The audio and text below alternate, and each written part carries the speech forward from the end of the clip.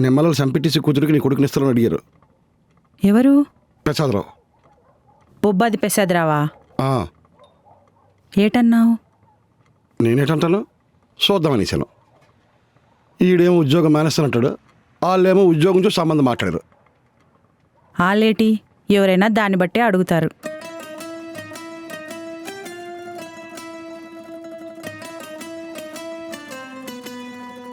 ఒరే, నీకేటైనా ఇష్టమేరా, కానీ ఒక్క విషయం గుర్తుపెట్టుకో.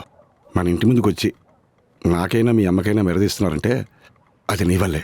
అది మాకే కాదురా, నీకు కూడా ఉద్యోగం ఉంటేనే గౌరవం. అది లేకపోతే మనల్ని కూడా ఎవరు పట్టించుకోర్రా.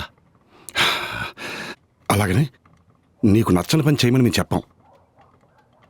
ఆలోచించుకో, నువ్వే ఆలోచించుకొని మంచి నిర్ణయం తీసుకో.